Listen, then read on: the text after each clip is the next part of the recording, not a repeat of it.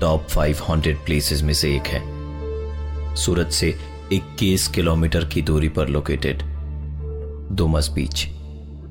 सोचिए कैसा होगा अगर आप बीच पर घूम रहे हैं और ऐसा लगे जैसे रेत के अंदर से कोई आपके पैरों को खींच रहा हो। ऐसा ही कुछ अनुभव किया है बहुत सारे लोगों ने जो डुमस बीच गए। कुछ लोग हैं जो इन सारी बातों का मजाक उड़ाते हैं, पर कुछ ऐसे भी लोग हैं जिनके साथ डुमस बीच पर कुछ ऐसा हुआ कि वो अब बीच का नाम सुनते ही डर जाते हैं। उन्हीं में से एक है प्रिया, जो पेशे से तो वकील है पर डुमस बीच गई पैरानॉर्मल एक्टिविटीज पर रिसर्च करने, जो उसका शौक भी था। प्रिया अपनी इस ट्रिप के हर एक लम्हे को रिकॉर्ड कर रही थी। यहां आए उसे 5-6 घंटे से ऊपर हो गए थे, पर अभी तक उसने यहां कुछ भी ऐसा महसूस नहीं किया जिससे वो कह सके कि यह बीच सच में हॉन्टेड है। 2 चीजें जो उसे बड़ी अजीब लगी वो थी बीच पर क्रिमेशन ग्राउंड, यानी वो जगह जहां मुर्दों को जलाया जाता है, और दूसरी यहां की काली मिट्टी। शायद ये दोनों चीजें ही हैं जो इस जगह को डरावना बनाती है। अदरवाइज प्रिया को ये बीच बाकी के सी बीचेस की तरह ही लग रहा था। जब से प्रिया यहां आई थी उसे तलाश थी एक बच्चे की जो इस बीच पर बलून बेचता है, क्योंकि उसने इंटरनेट ब्लॉग्स में पढ़ रखा था कि इस बच्चे से अगर लोग बलून खरीदते हैं तब तो ठीक, पर अगर खरीदने से मना कर दे तो उनके साथ कोई ना कोई हादसा जरूर होता है, क्योंकि ये बच्चा उन आत्माओं में से एक है जिसे इस बीच पर लोगों ने कई बार देखा है।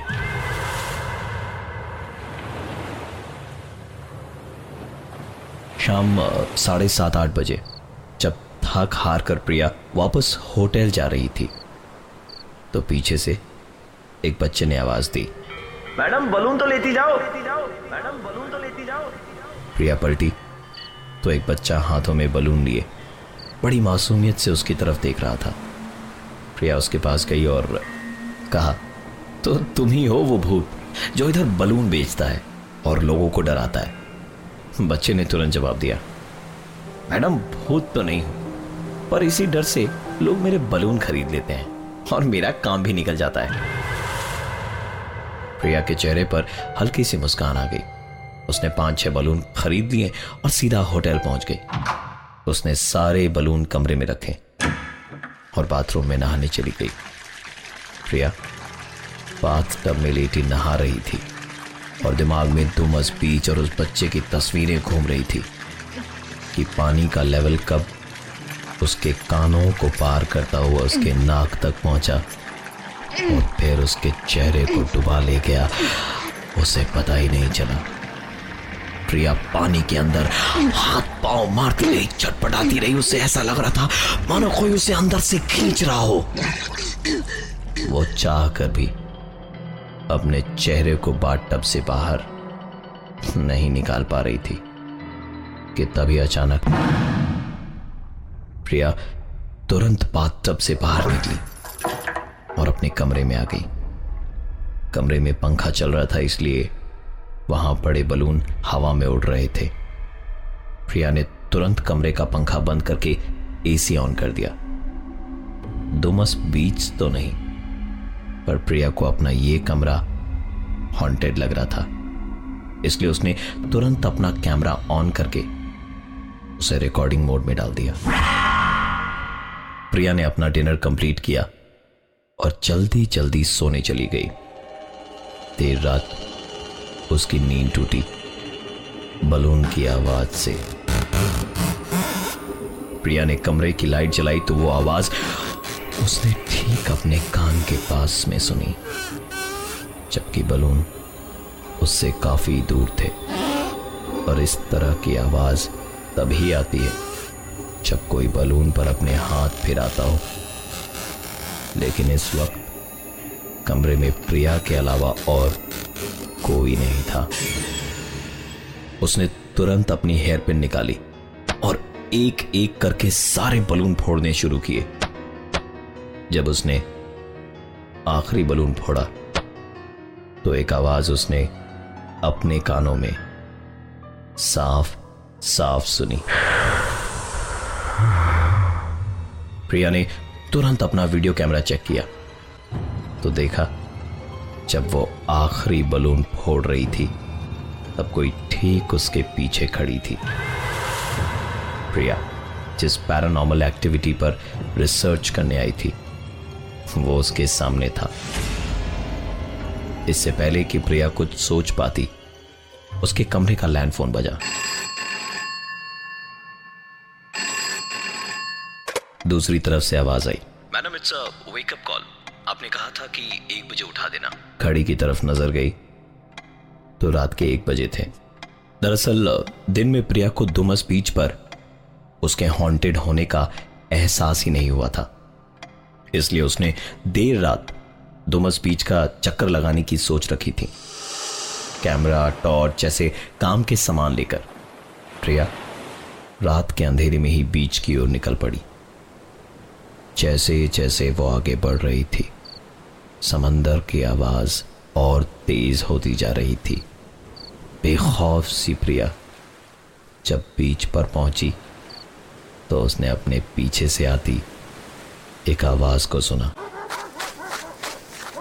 प्रिया जैसे ही पलटी कि कुछ कुत्तों ने उसे दौड़ाना शुरू कर दिया। दौड़ते दौड़ते पलटकर प्रिया ने टॉर्च की रोशनी में देखा तो उसे कोई कुत्ता नजर नहीं आया, पर कुत्तों की आवाज जरूर आ रही थी। भूतों से जितना डर प्रिया को नहीं लगता था उससे ज्यादा उसे कुत्तों से लगता था, इसलिए वो तब तक दौड़ती रही जब तक वो आवाजें बंद नहीं हो गई। थोड़ा आगे बढ़ने पर प्रिया को एक आदमी मिला जो वहां के शमशान का चौकीदार था।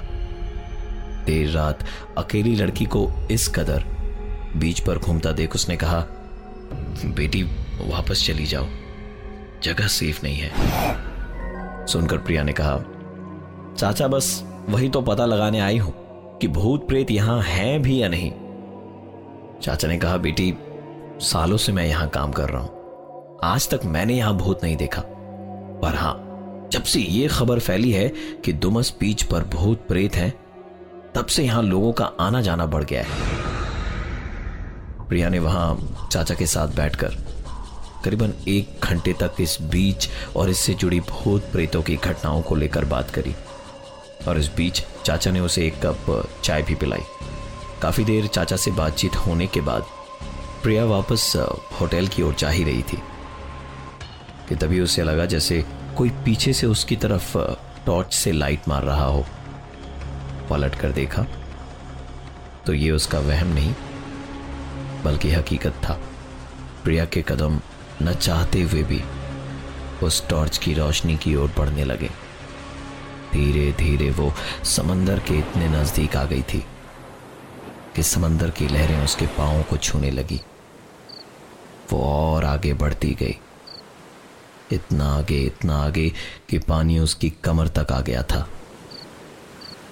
और तभी एक ही झटके में पानी उसके कमर से उठकर उसकी गर्दन तक आ गया और घुटने तक उसके पांव जमीन के अंदर थे। पानी धीरे धीरे चढ़ता ही जा रहा था।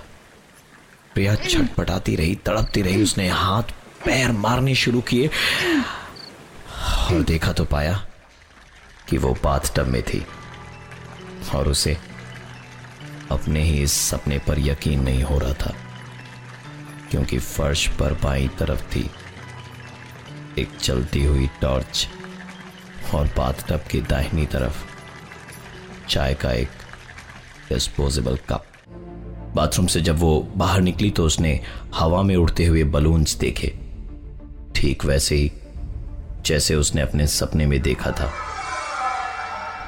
प्रिया ने हेयर पिन निकाली और 5 बलून फोड़ दिए, पर छठे वाले को छोड़ दिया, क्योंकि अपने सपने में जब उसने छठे बलून को फोड़ा था तो बलून फटने की नहीं, किसी के हंसने की आवाज आई थी। और जब वीडियो देखा था तो उस वीडियो में उसके ठीक पीछे कोई था। प्रिया ने छठे बलून को साइड रखते हुए कहा, मैं जानती हूं तुम मुझसे क्या करवाना चाहती हो। और तभी कमरे का फोन बजा, ठीक वैसे जैसे उसके सपने में बजा था। प्रिया ने फोन का तार निकाला और अपना कैमरा, टॉर्च सब लेकर बीच की ओर निकल पड़ी। समंदर प्रिया के बिल्कुल नजदीक था और ठीक उसके सपने की ही तरह उस मोड़ पर उसे अपने पीछे वो आवाज सुनाई दी। इस बार प्रिया ने पलट कर नहीं देखा, थोड़ा और आगे गई तो ठीक उसके सपने की तरह उसे अपने पीछे भागते हुए कुत्तों की आवाज सुनाई दी। प्रिया इस बार न तो मुड़ी, न ही उसने भागना शुरू किया। वो सारी गलतियां जो उसने अपने सपने में करी थी, वो उन सारी गलतियों को इस बार अवॉइड कर रही थी। थोड़ा आगे गई तो उसे शमशान घाट के वही चाचा दिखाई दिए। प्रिया ने कहा, क्यों चाचा, आपकी चाय तो तैयार हो गई होगी। चाचा ने कहा, तैयार हो गई है, पियोगे क्या? इस बार प्रिया ने कहा, नहीं चाचा, मुझे देर हो रही है, वापस जाना है। समंदर की आवाज अब प्रिया से धीरे धीरे दूर जा रही थी। उसे उसके पीछे से आती हुई टॉर्च की रोशनी भी दिखी, लेकिन इस बार वो पलटी नहीं और सीधा होटल जाकर अपना लगेज पैक किया और रिसेप्शन में बैठकर सुबह होने का इंतजार करने लगी। प्रिया ने इंटरनेट ब्लॉग पर पढ़ा था कि बीच पर एक बच्चे से बलून खरीदने पर सब ठीक होता है, पर अगर आप खरीदने से मना कर दो तो आपके साथ होते हैं कई सारे हादसे। प्रिया ने एक नहीं, दो नहीं, 5-6 बलून खरीदे थे और उसे अपने साथ होने वाले हादसों की वार्निंग भी मिली अपने सपनों में। बच्चा भूत है या नहीं, इस पर आज भी एक सवालिया निशान है। पर सुबह जब प्रिया बस स्टैंड में बस में बैठी थी तो वही लड़का हाथों में बलून और चेहरे पर मुस्कान लिए उसे बाय बाय कर रहा था।